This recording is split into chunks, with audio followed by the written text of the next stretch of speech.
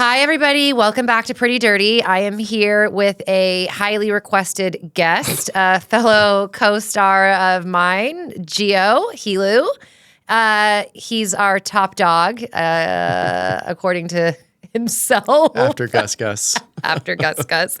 And I'm really excited to have you in the chair today. I know you're a little reluctant, a little hesitant. You're like, what are you going to ask me? But I'll go easy.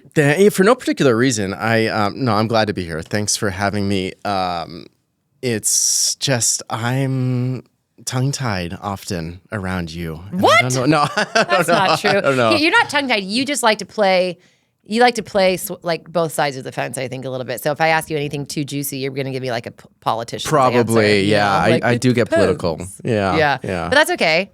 I'll try to keep it real. You are, I will say, shockingly enough, I've realized you're definitely a fan favorite on the show. A lot of people like you. Why?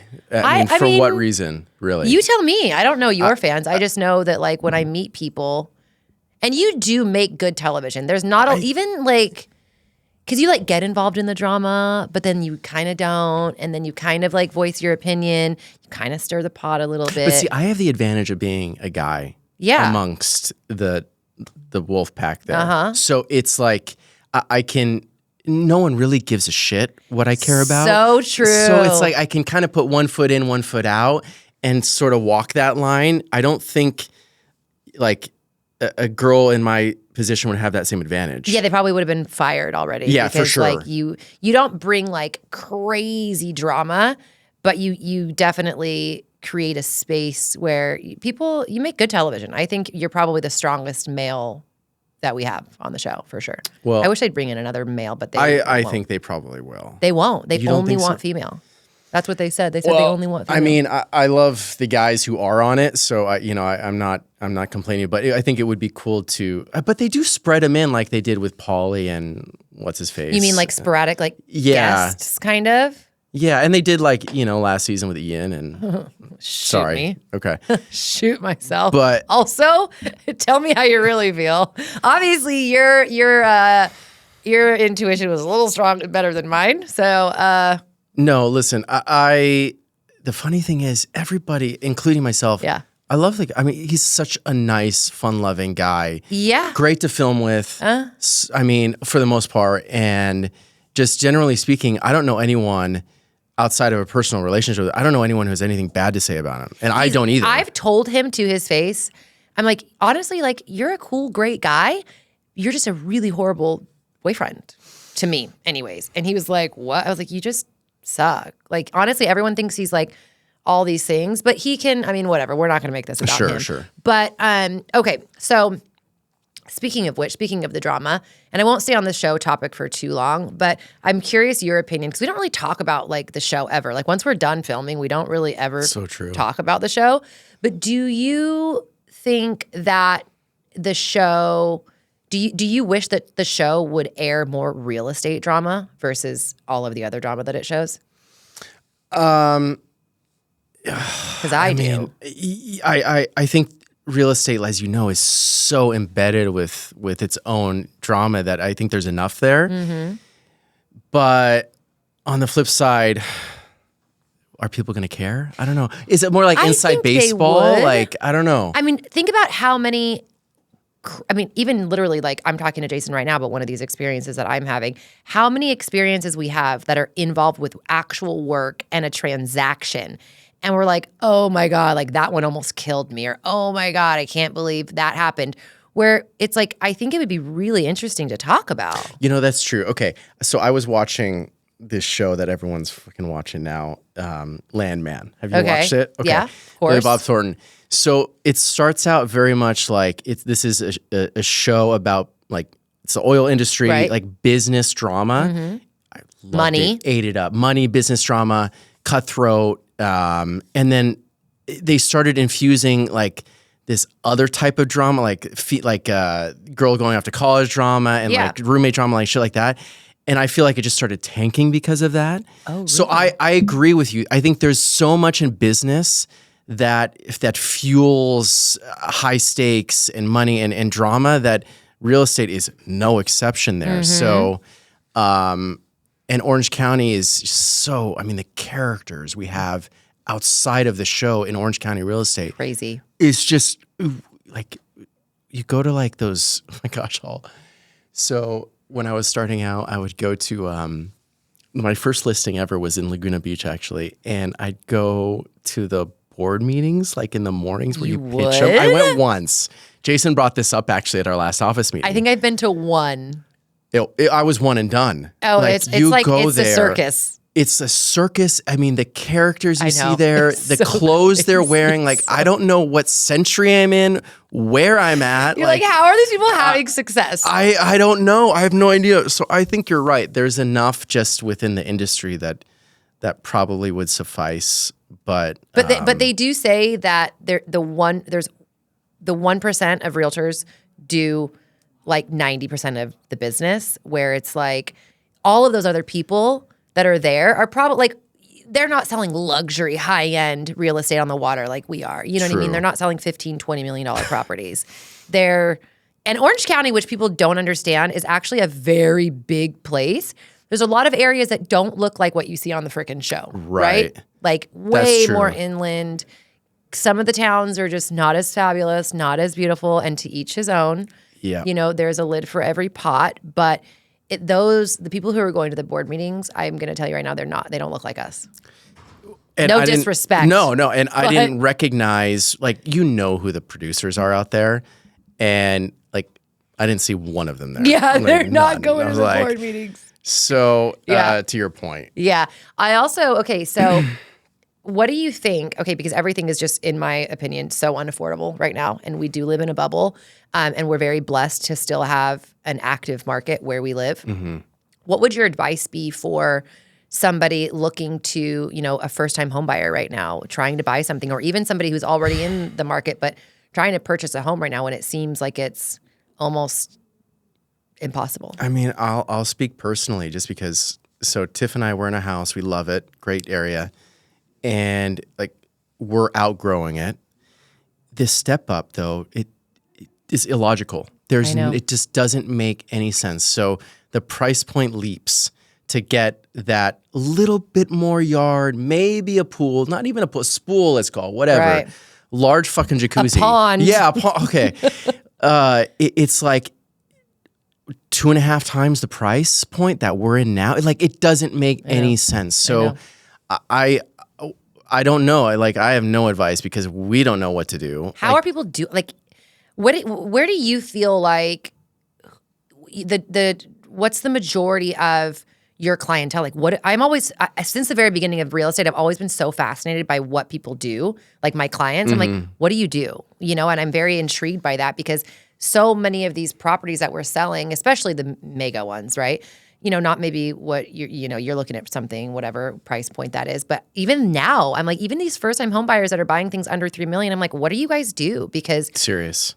How are you guys affording this? I know. Yeah. But a lot of people have help. A lot have help. You're right. Yes. A lot have help. I scratch my head too sometimes. And I see like, I get their pre-qual letter or whatever. And they're like I called their lender, like, how much are they willing to pay per month? Oh, they can pay like $14,000 a month. And I'm just like, how can you afford that? Right. Like, how do you get that much income to afford $14,000 a month just for your mortgage? Just for your house. And this is not like people who you think are rolling in it. They're like, and the wife doesn't work. Right. Yeah. And I'm just like, hold up. Did you rob a bank? Yeah. Like, did you inherit a shit ton of money? Like, you're like, what am I doing wrong? I wish I knew the answer to that all. That just like, still bugs me. Also, bear in mind what you can even fucking get for $14,000 a month. You'd think it would be a $20 million mansion, or it's not. It's not. So insane. It's so frustrating. And I feel for buyers out there. Yeah, who are like stuck in the rental loop and just don't know what to do because, like, even, again, I'll go back to myself. Even if I didn't buy the house we're in now 2.5, 3 years ago, it's like, I wouldn't even want to pay what you would have to pay for it now. I wouldn't want to pay for it. I know. And like people talk about affordability and like it's a hot topic and trigger word these days, affordability. And it's like, okay, people want affordability, but then they also don't want their house to be worth any less than it is right now. Well, can't have it both ways. That's true. However, the people who are blessed enough to be in the real estate market and have purchased you yourself, right? Imagine not having a home, not having any equity, not having that to actually have a leg to stand on or a stepping stone to get to the next place, right? So at least the property that they're in has, established equity. So if you did want to buy, I always say if you sell high, you buy high. If you're selling within a reasonable amount of time, I mean, if you're purchasing within a reasonable amount of time, right? The unfortunate part is that to me, things just seem unaffordable. Just in general, in the amount that people are paying. Like, for example, okay, granted, okay, let's say a 7% interest rate, which is fairly high right now. But let's just say somebody's like, oh, I'm going to do a bank statement loan, right? And they're like, I'm behind on my taxes, but we want to pull the trigger, buy something. Let's do a bank statement loan, we'll refinance. If you're buying a $1.5 million home, which basically doesn't exist where we live, right?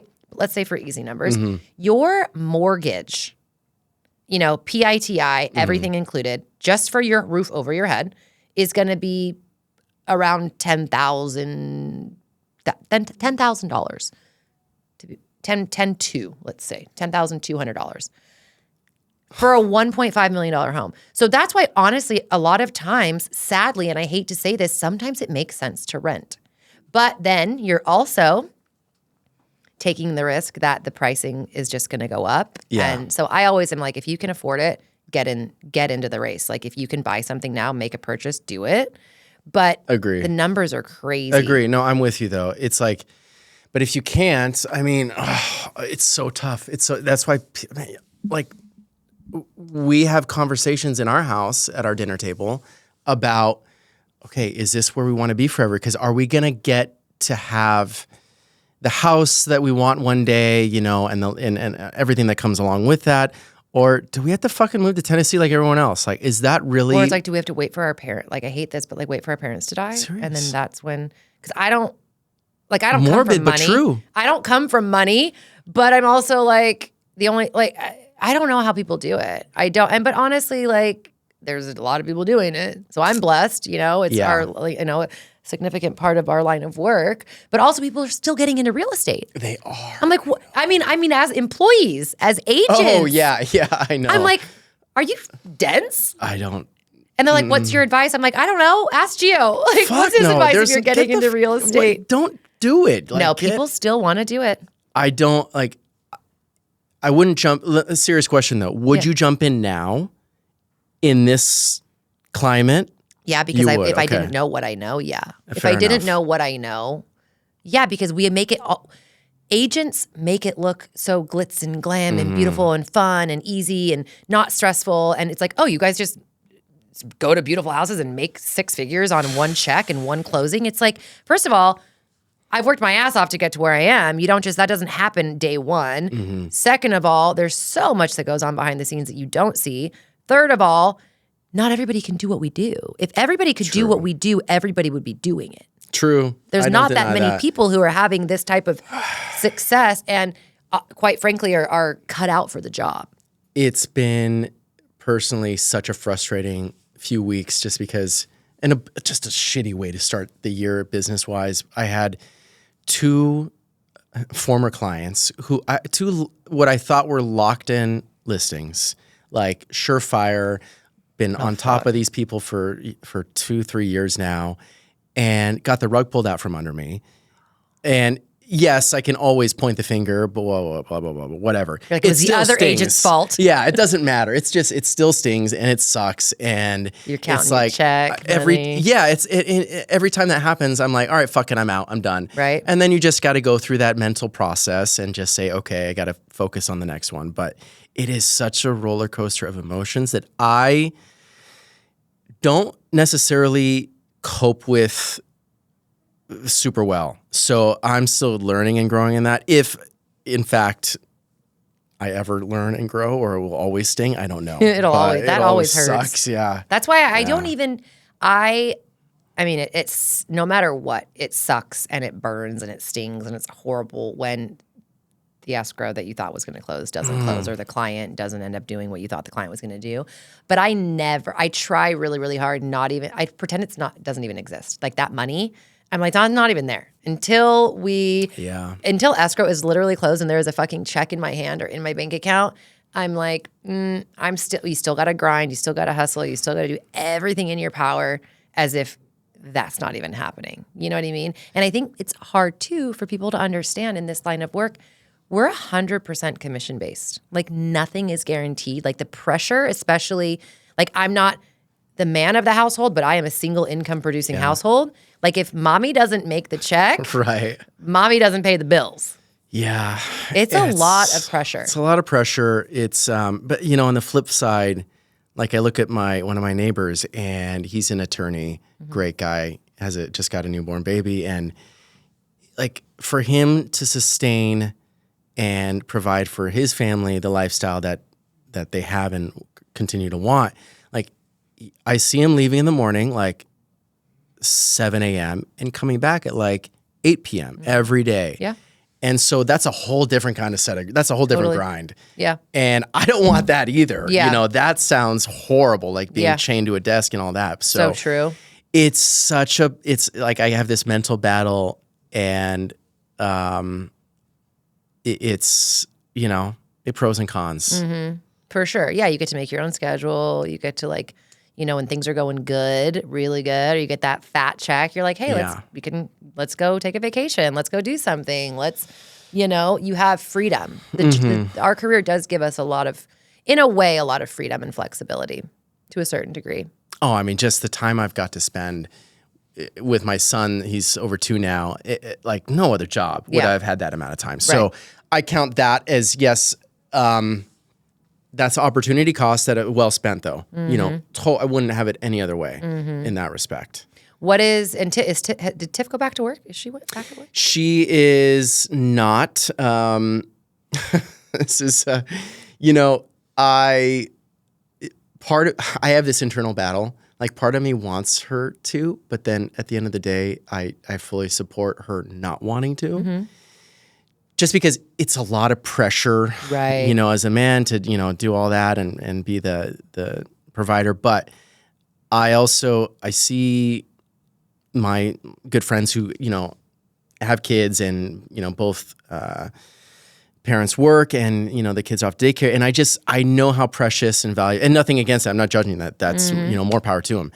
I see her purpose and mission and goal in life and like her fulfillment is being a mom. Yeah. And I want to do my best to try to give that to her for as long as I can. So some women, you know, they're amazing moms, but they also have that passion for their career.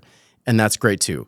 So, but my wife never really had that passion for the professional world like she does, being just kind of, not just, but being a stay-at-home mom. Yeah, but sometimes it's like, okay, wants and needs are different. Like I would like to be a stay-at-home mom still, but guess what? I don't have anyone that's going to pay my bills.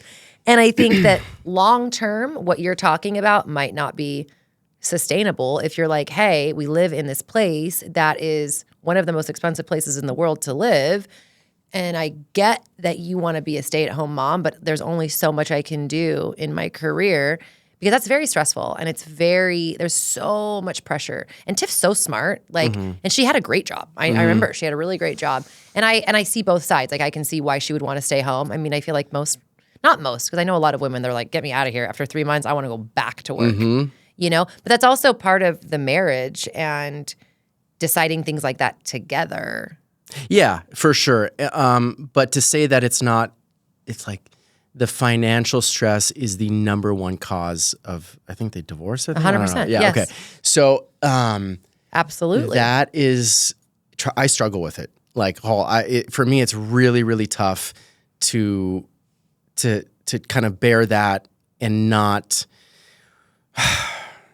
I don't know. It sucks. It just sucks. You know sometimes. why too? Because resentment forms. When there's financial stress, everything kind of crumbles. And it's one thing if everybody is doing, even when both people are like, let's do everything in both of our power to make this financial burden lesser, it still turns on the relationship because you're so stressed about finances that normally the person closest to you that's under the same roof as you, everybody suffers. Everybody, yes. So mentally, true. emotionally, physically, all of the things. Yeah. So, maybe one day it's not going to be a matter of wants. It might be a necessity. So I don't know, especially in this shitty market right now. Right. How long is it going to stay? How long is my slump going to be? I'm in what I feel like is a slump right now. Right. At least compared to, where I usually am. And it's time will tell. And it's highs and lows. This career always is just highs. And I think you probably, of course, have to feel more pressure now that you have children also. Like now, you have one and one on the way. And now it's like you have a family that you have to provide for. It's so funny. It's like, you're right. I think it's not that kids are expensive, but they're not like, it's like thousands and thousands of dollars, but they cost more than nothing. You're right. At this stage, you're right. She just got her driver's license. Just wait. Okay, that's a whole nother camp. Yeah, that's college. Not to stress you out even more, but it's right around the corner. But it's also like a pride thing too. I think there's a little bit of ego involved for me, wanting to be able to sustain the status quo. So I recognize that I can't let that get, because that can become a problem. So I need to make sure I keep that at bay and not let it blind me to realities, financial realities. So what do you mean by that? Like the lifestyle that you lead, you want to maintain? Just when I say not wanting to support my wife staying home. Right. And making sure I do everything I can for her to have that. Right. So I guess what I'm saying is, you have to keep those lines. Tiff and I, we try our best, and we fail horribly sometimes, keeping those lines of communication open when it comes to me feeling things that don't turn into resentment. Like I don't want it. So I'm having a shitty time articulating this, but I don't want my ego, my pride to give her everything she wants to put us in a shitty financial situation where it's like I dug a hole and now we can't get out kind of thing. Do you realize that that's like 99% of men though too? So true. Is that's what they do, and they're not communicating with their partner, and then they're like, hey babe, we're losing the house, and she's like, wait, what?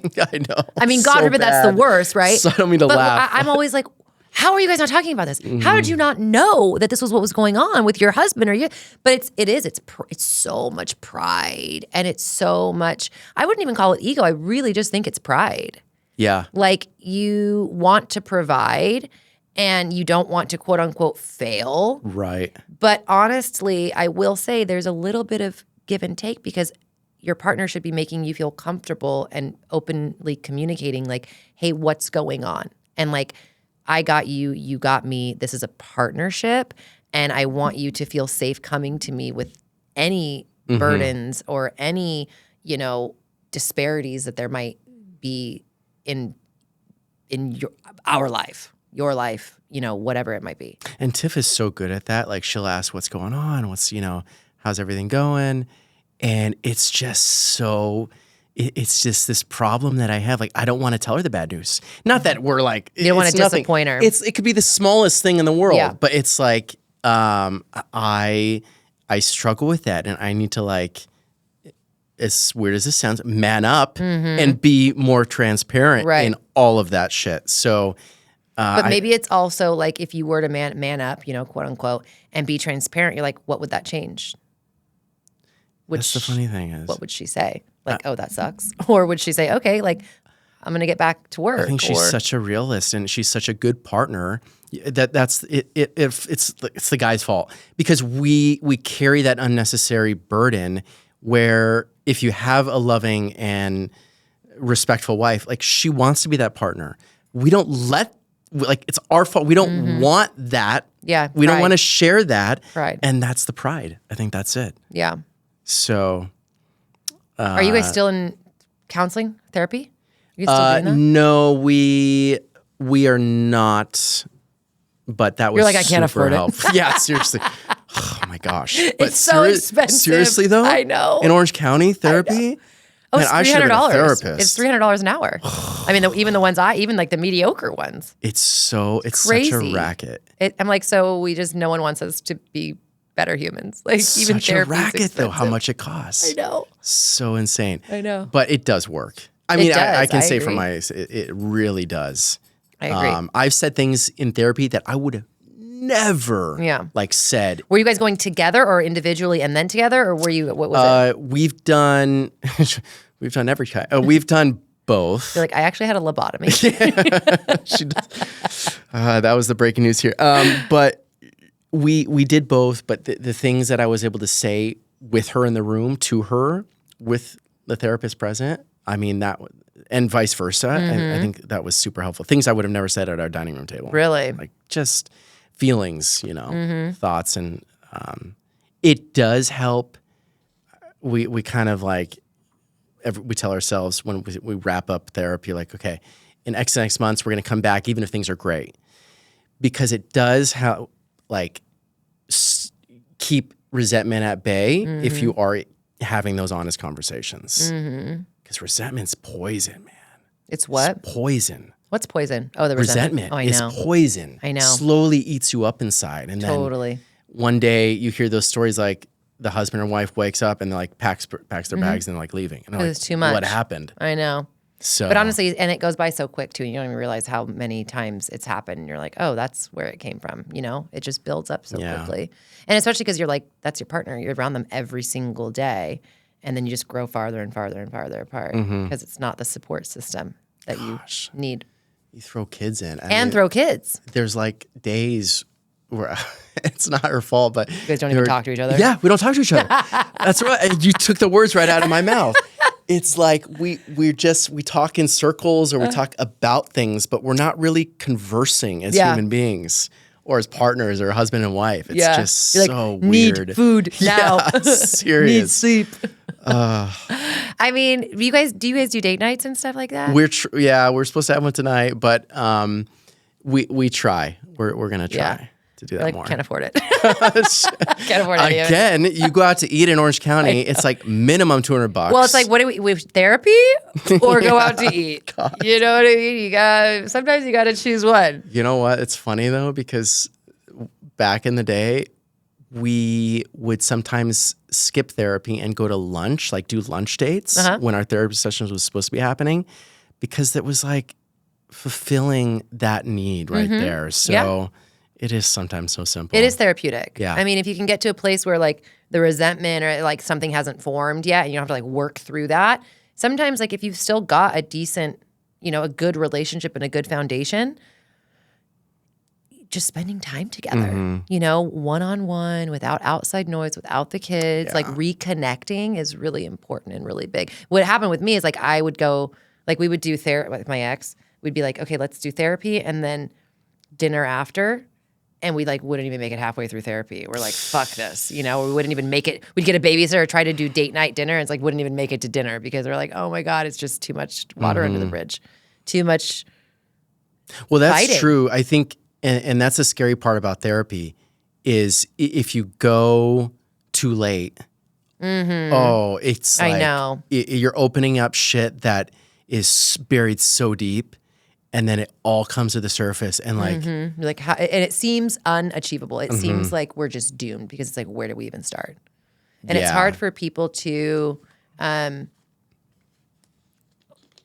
over things. It's hard for people to just let something rest and be like, okay, well, we are adults. We could just block all that out and say, hey, we're both going to start fresh from here. Like we actually do have the ability to do that, but very rarely do people do that. We're so complicated. Yeah.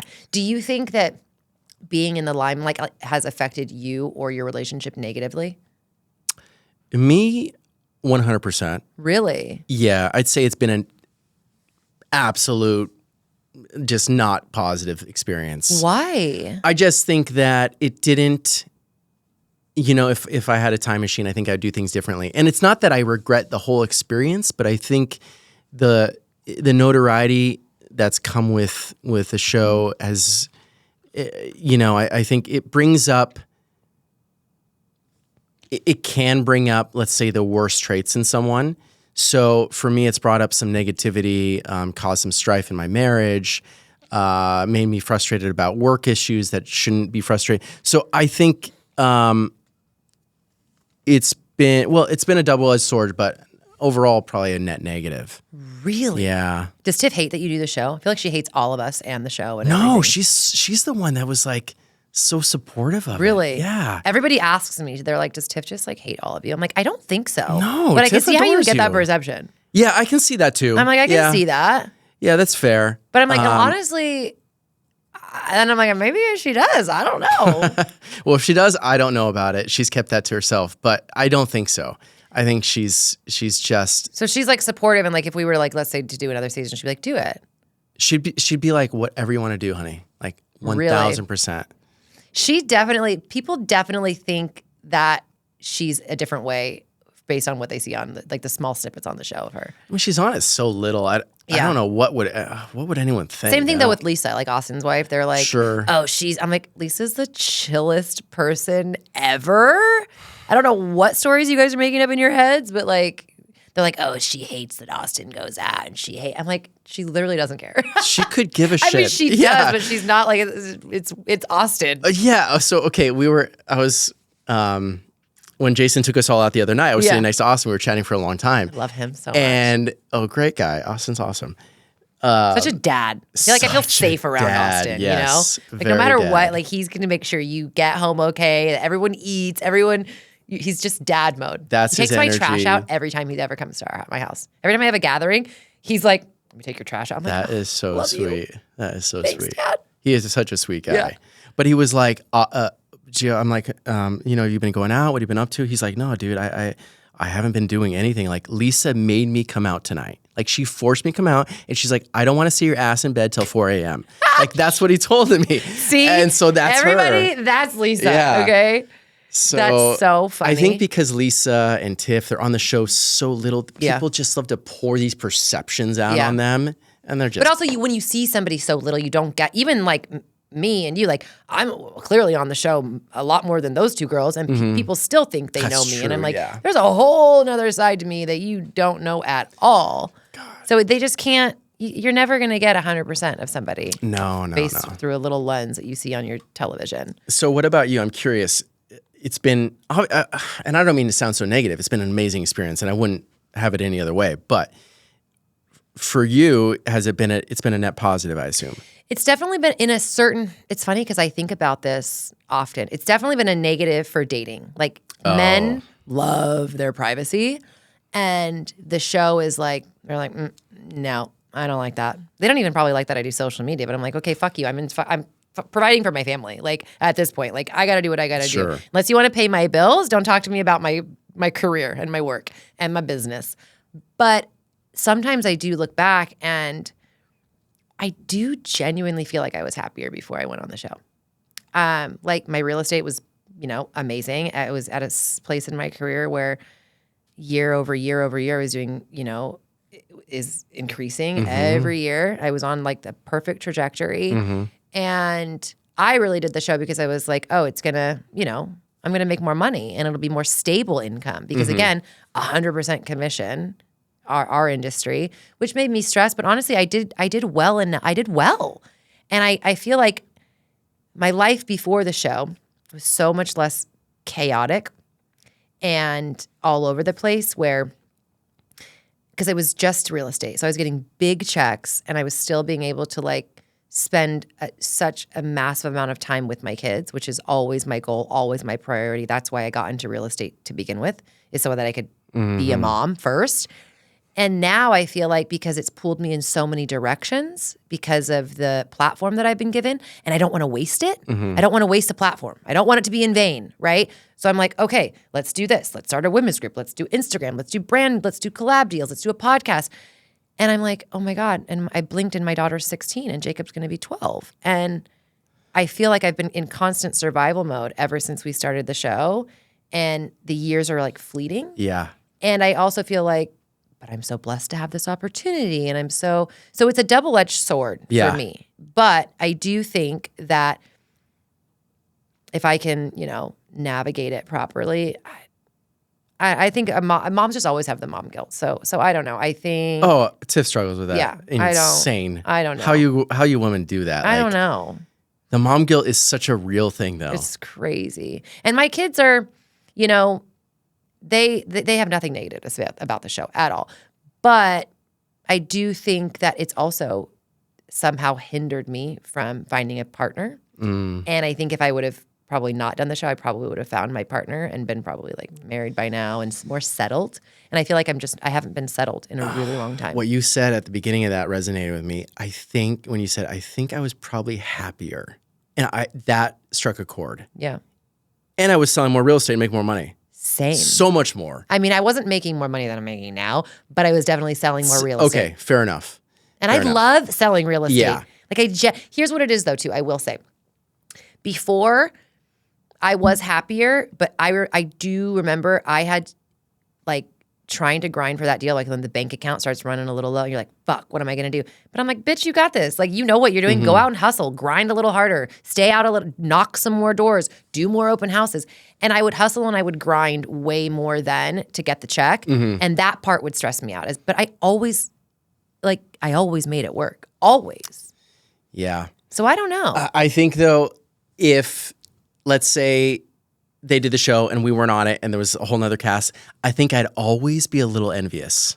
Right. Oh, for sure. So that I tell myself whenever I'm like, oh, fuck, why did I do this? Like we should have done it. Yeah. Like, You'll always regret. 1000%. That's what my mom actually said to me when I didn't do it. She goes, Alex, you have to at least try and give it the opportunity. You were really resistant. Oh, I wasn't going to do it at all. Yeah. I was like, why the fuck would I do that? I don't need that. Right. And my mom said, at least you have to try because she goes, I feel like you'll always regret not doing it, but I don't think you will regret doing it. And I don't regret doing it. Right.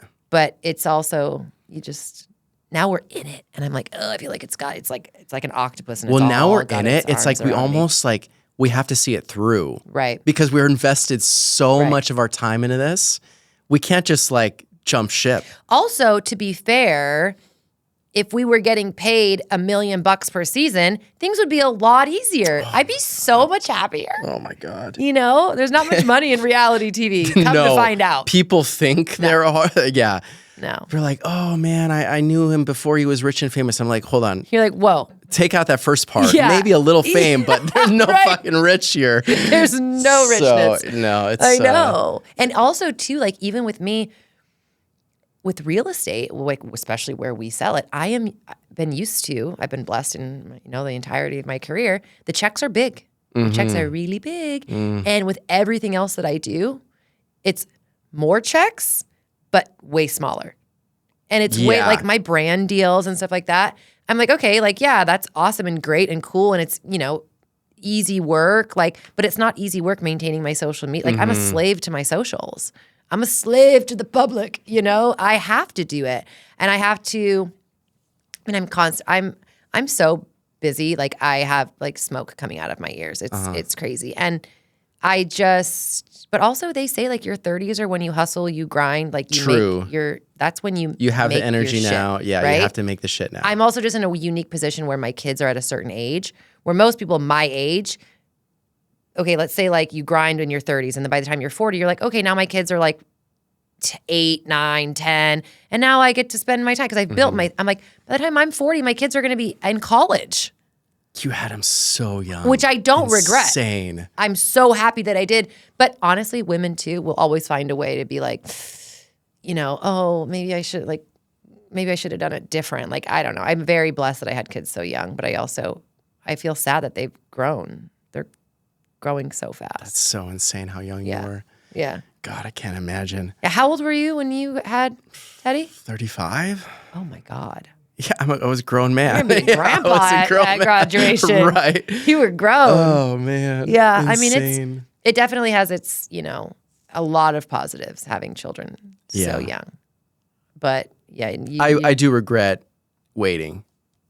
1,000%. I regret waiting to have kids. Did you wait intentionally? Well, we tried we did wait for a little while, but both Tiff and I just think that having kids is the best fucking experience of your life. It's the best. Just so awesome. It is. It's hard. It's hard work. And I always say if it feels hard, it means you're doing it right. Yeah, so true. Yeah, for sure. Oh, How's your mom? Your mom helps all the time, doesn't she? You guys have both of your parents locally. Yeah, thank God. Yeah. Family around is a blessing. That's huge. She's loves being grandma. She or does. as Teddy calls her, Oma. Oh my God, he does? Oma. Yeah, Oma. So cute. She's really grown into it. She loves it. Yeah, she's a blessing. Is it weird that I can't wait to be a grandma? Like I'm 35 and I want to be a grandma. Weird. It's a little strange. Wait, okay, so and you're still working with her full time? Like you work with your mom? Yeah, right? When I started out, my mom taught me everything I know. I mean, we're very different, but she taught me so much. Yeah, the ropes. And it's sort of the past couple of years, she's gotten busier doing a couple of her own personal projects, being grandma. The roles sort of shifted where the things that I used to do when I started out to help her, now she's doing, and I'm doing the things that she was doing when I joined. What? You have to give me an example. Just so all the client she's interface. digressing? No. What I mean, no. What do you mean? I mean like this simple stuff that doesn't require too much headspace or right. So she'll host open house, but she won't necessarily come on a listing appointment or be the contact for the client, which is the draining part. She's passed the baton. Yeah, she's passed so she's given me the shitty stuff and now is kind of just cruising, and she's earned it. She's passed that point. Okay, so it's so funny because I mean obviously for people who don't know about real estate, you usually have one platform that you're really a star at, right? Whether it's open house, door knocking, cold calling, writing letters, your sphere of influence, if you're farming, whatever, or social, socially. What do you think? I like all of them. What do you think your open houses to me are fun? Oh, wow. No. So you're saying she's giving you the shitty work. Well, not the shitty work. I mean the grind work. But see, I like some of it. So for me, if I had to pick one to your question, it would be I love listing appointments. Say that again? Listing appointments. I thought you said I love listing apartments. I'm what? No, where the fuck are you listing apartments around here? You love. You like the rush. I like the rush sell. of going in and getting getting it all signed and done and that. But I do like that too. Yeah, it's we're the best so part. Grown up when we do that. So yes, I feel like such a big boy. You feel put my big boy pants on and walk in there. I love that. Have all my shit. Yeah. Yeah. So that for me that's probably my favorite part. There's so much of this shit. Once you're in escrow, I hate all. I don't. Like I hate the escrow. I do love I don't hate the escrow. I live for even when you're saying going to a listing appointment, I feel like it's still a negotiation there, right? I love the negotiation. I actually get. Honestly, if there wasn't a fat ass check at the end of an escrow, I'm a little sad on the day escrow closes. But again, there's a lot of drama that goes into some of these escrows, and our job is to make it as easy for the client as possible. But just because we have a happy face doesn't mean that shit's not going fucking crazy behind the scenes. And honestly, I do feel like a lot of that is just lack of intelligence on a lot of other people involved in the equation of an escrow. I'm like, are you guys stupid? So dumb. And so what happens then is when you do know what you're doing, I have to micromanage everybody, not just escrow, not just title, not just the other agent. I'm telling the other agent how to micromanage their client. I'm like, here, I'm going to write you an email. Say exactly this to your buyer. Say exactly this to your seller. But I have to word it in a way that doesn't offend the other agent because everybody in this fucking industry has huge egos. So I've learned it's a ballet dance around micromanaging the entire escrow. And trust me, there's times where I'm like, are you fucking stupid? What the fuck are you doing? And people also try to play you a lot of times. Everybody wants to play the blame game. I'm like, this is an escrow problem. They're like, actually, it was the title. I'm like, no, it wasn't. I've been doing this long enough. You're not going to pass this on to somebody else. This is a you problem. You need to fix it because now it's a me fucking problem. And it's chaotic. And it's chaotic. I'm happy when an escrow closes, but part of me is like, oh, well, okay, now that it's actually done, I do love the negotiation elements of anything it's a rush. Involved. It's such a rush. Such a great rush. And keeping something together, trying so hard to make it, to get to the finish line. That's why it's so disappointing when something falls apart. Which happens. Soul crushing. Yeah. Seriously. And I'm not exaggerating. It is truly soul crushing just because. You're like, literally, I am depressed. Yes. I fall into a don't talk to me. No, I'm going to sit in my garage and smoke cigars and Yeah. drink beer. Like, it Right. just leave me alone. Right. Like, And you're not drinking. You're like, oh, I know that too. That's like, I have no vice. oh no. So, Oh, that's awful. anyways, Honestly, I feel like the highest percentage of alcoholics are realtors. oh, Like- it is the most saturated industry. It's like, oh, we're out at Joey. We're having a cocktail. I'm working. Oh, we're going to do dinner tonight. I'm working. But it's an element. It is. That's what people also, we're in sales. Yeah. Like we have to be social, which I'm honestly not that social. And so for me, if I'm doing it, it's usually, obviously we're going to have a good time doing it, but I wouldn't call it prospecting. It's networking. No, it's a work element. You got to have your For face out there sure. being seen. If I don't leave the house, like I don't go to Newport that often anymore, but we were out the other night, right? Mm-hmm. And Jason was in town and fun night, but everyone's like, oh my God, where have you been? Like, did you not even live here anymore? And I'm like, it's just been like 6 months since I've been in Newport Beach. Wow. But people forget about you, so much turnover. So true. Still here, still alive. No one forgets about you, but it is part of the job. And it's like, what's that show?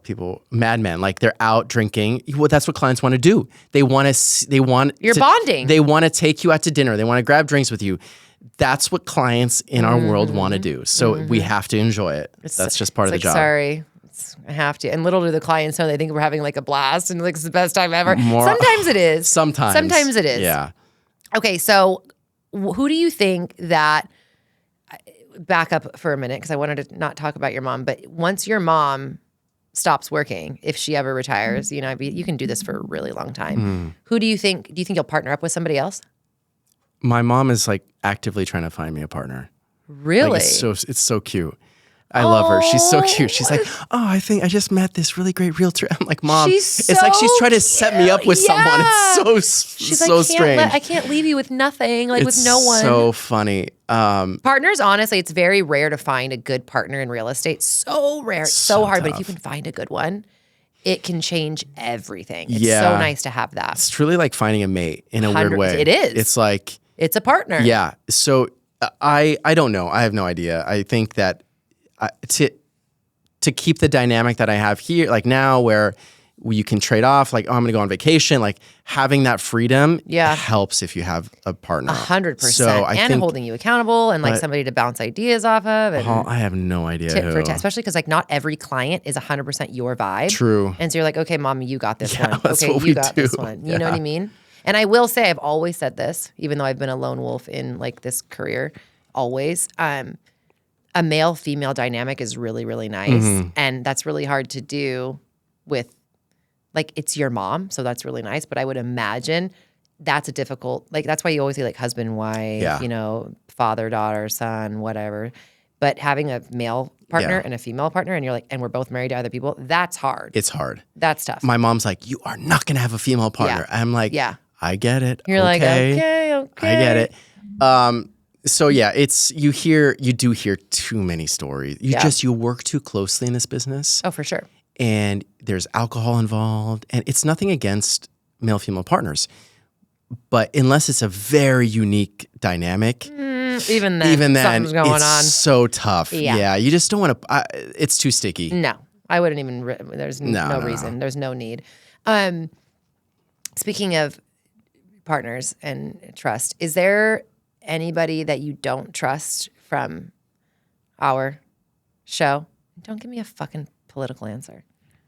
Who don't you trust? I know there's got to be people. What do you mean trust? Who don't you trust?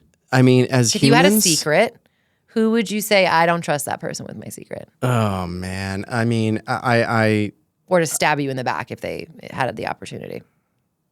I don't trust Brandy. She's not even on the show anymore, is she? Okay, well then she's irrelevant. Wait, but also, why don't you trust her?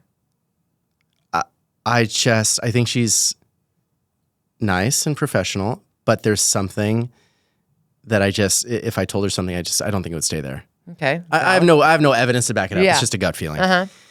Do you trust me? To a degree. Really? No, I do. That's actually crazy. No. No, joking aside, I do trust you. I am I've also, FYI, I've got shit on every fucking person that we film with. And I'm just not that person. Yeah. I would never. I don't see you as that ever type be at like, all. this is where. And there are some people probably very surprised. Like, you'd be surprised by who I would say that I actually don't trust on the show. Really? That I think would actually turn on me or you if given the opportunity, or if they were put into a corner. Now I want to know if I'm one of them. I don't think you know. I don't think, like, I don't really have a lot. Like, I'm pretty open. I don't have a lot of secrets. And even if somebody were to say something, I'd be like, okay, and like, I don't care if anybody knows that. Even if you think it's a secret, like, I don't care. And that's how I take the power away. I'm like, there's not a lot that I really don't like care to share. But I think that there's people that would either try to like make things up or, you know, just because people, when they get put into a situation where they feel like they're cornered to save themselves, they want to either like throw somebody else under the bus or drag somebody else down. And I do think that, honestly, if we get another season, I think that some of that stuff will actually start to be a problem. Because I feel like that's what happens when seasons go on and on and on. People run out of things. Yeah. And then people just start turning on each other. They go back into the vault. People and that's why I feel like it is so important, though, too. Like, we have such a strong group, right? Like, there's like the OGs. And I do feel like we've got a strong union where it's like, hey, we don't go there with certain things. Right. Do you know what I mean? Yeah, and I think that's what's made the show fun for me in a lot of ways. Because you feel like you have... It's like a little bit of a safe space. Right. So I can be a little bit of a dick or whatever, you know, fill in the blank. And like, we've got your back. Yeah, and I think, so I'm comfortable. But you're right. I can see how at some point it's going to come up. But that's why it's important too. Like, let's just say, for example, somebody wanted to come up and say something like, first of all, we've got some people on the fucking show that literally pull shit out of their asses, right? Yeah. And so this happened a couple of seasons ago too, before we all really, really got to know each other. But let's just say, for example, somebody, you know, we get another season and somebody comes out with like something stupid, right? It's important to have your backup and the people who know you that can defend you and be like, shut the fuck up. What are you talking about? Right? Who can discredit what those people are saying. Does that make sense? 100%. And that's why it's like, if we all just start to fucking turn on each other, like, that's... First of all, I think it'd be horrible television. Yeah. It'd be awful. It would be like fucking monkeys throwing shit at each other in a zoo. It would be just... the whole structure would collapse. Yeah. It'd be like a shit show. I agree. I do agree. But I think this is the thing. I was talking to Fiona about this, actually. And like, there's such huge targets on our backs. People will claw at anything if they feel like this is going to give me a moment. It could be the smallest moment in the history of mankind, but if it gives them that moment, I think that's why I feel like, personally, for me, with the show, I'm like, if I know that my people have my back, if someone wants to fucking come for me, try. Because I know myself, and I know I've got my fucking defense ready to fucking go. And we all need to have that. Because without that, it just makes it, like you said, we have targets on our backs. And people can come on a show and say whatever the fuck they want, you know, and make up lies, you know, whatever. And so, and people, obviously, like, we saw a lot, like, people have done that. And so it's just like, they're just snakes in the grass. It's just, you can't. But also, the audience, when we stick together, the audience does see the true colors. They do. Of certain people. 100%. You know what I mean? You can't. The camera, it just reveals all the bullshit. Yeah, for sure. Especially when you're bad at it. Like, yeah. Some people are just bad at it. Yeah, but you're right. And I hope, and joking aside, I do trust you. It's what? For the record, I do trust you. Well, good. You should. Because I could fuck you up. I know you probably could. I don't deny that. He's like, wait, wait, keep your friends close, enemies closer. No, I'm just not like that. I'm not like that. Unless you fucking come for me. And then I'm like, bitch, you really want to go there? Yeah, that's different. But I think it's like people don't know where to draw the line. Yeah, for sure. And there are things that, true or not, it doesn't matter. They can ruin things. Like, they could destroy people. 100%. And that's like, you don't want to ruin someone's life. Like, And that happened like very early on in the season with the whole, like, I'm not even gonna talk about it, but something obviously like happened season 1 where I literally went to production and I was like, please don't bring this up because you're gonna ruin her life. And it's so embarrassing. Like, she already feels so much shame around it, which the irony is that she fucking attacked me. And I'm like, I was protecting you. I was trying to defend you. And so it's very interesting. Like, I'm very loyal, and I also don't want to ruin anybody's fucking life. And like, I understand that it's a show. Production wants to follow certain things. I get that. We signed up for it. Yeah. But me as a person, I'm not trying to ruin anybody's life. You can dig your own fucking grave. Like, I don't need to add to that. Yeah. I don't need to grab a shovel. But anyways, on to the next. So you do trust me. That's good. I was gonna ask you, well, a couple 3-part question. What do you think is one of the hardest things you've ever had to go through? Oh, wow. In life? I feel embarrassed that I don't have like something on the top of my mind. Like, I've had a pretty good life. Like, I'm like grasping here, and I'm just, I've had such a privileged, blessed life, and I'm so grateful for it. You've had no hardships? Well, no, of course I have. I think this is going to sound silly as a grown man, but like my parents going through a divorce a few years ago, that was like a curveball as far as how it made me feel, like emotionally and all that. Like, I had so many friends go through it growing up, obviously, and you see it and you're like, oh, that sucks, man. I'm sorry. And now I'm like 30-something years old and my parents are getting divorced, and I'm like, why am I so sad about this? It is like, sad. We're all adults. Like, if they don't want to stay married, that's fine. But it was tough for me personally. Just I'm close with both my mom and dad, so and I think the past few months, year, Tiff's miscarriages, the few of them, they were really, one of them in particular was really, really tough, and way harder for her, but just being a part of that experience, that was really, really hard. Hard for you in particular, or hard seeing her go through that, or both?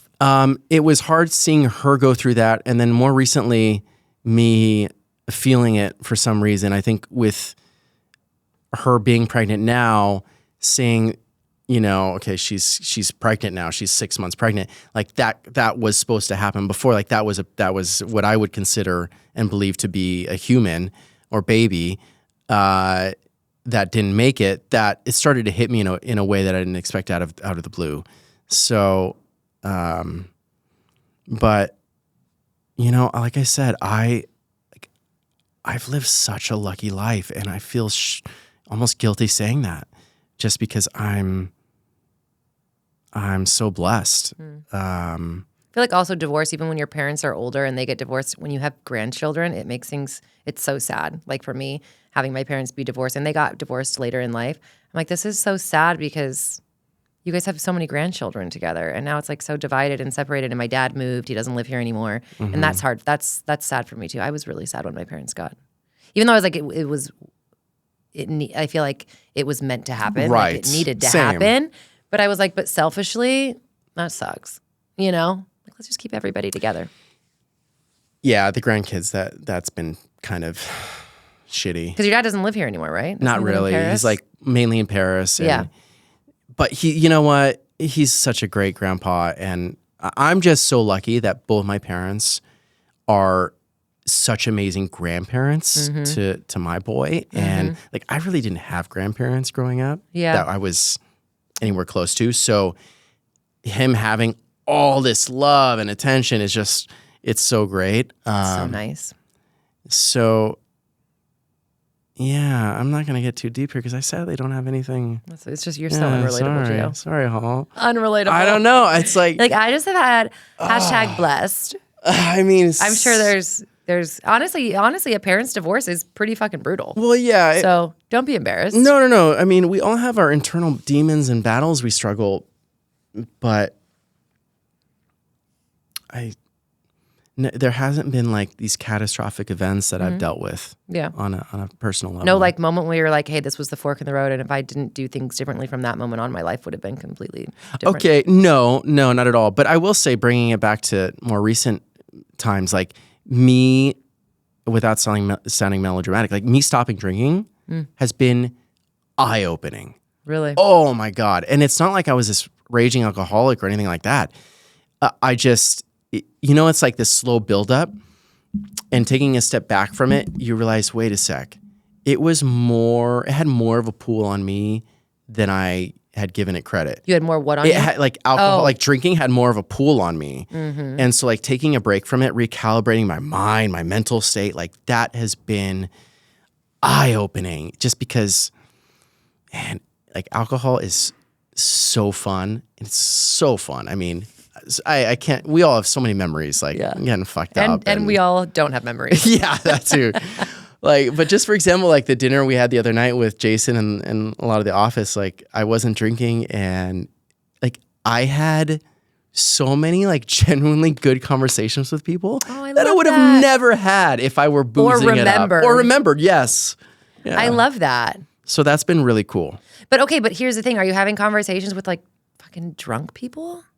A little bit, yeah. Yeah, okay, but it's still to a point where you're like, but I can still have a good conversation. Like they're not belligerent. They weren't belligerent, so it was still like it was deeper than we would have gone otherwise. And who in particular? Like, who do I have conversations with? Now I'm blanking, but just like you're like they were so deep and meaningful. Who was it? I don't remember. I mean, like I got to know that commercial broker in our office quite a bit. Okay. Christian. Yeah. And I spoke to Alea a lot. And yeah, he was there. Yeah. God, I didn't even see him. But I was drinking, so. Yeah. Fair enough. He's like, what? I talked to you all night, Alex. I'm like, don't remember. No, I didn't see him. So that's been an unexpected. That's good. Yeah, cool thing. Do you think you're gonna keep like you're just never gonna drink again? No, for sure. No, I'm gonna drink. Shit, especially if we start filming. Tell me when and where.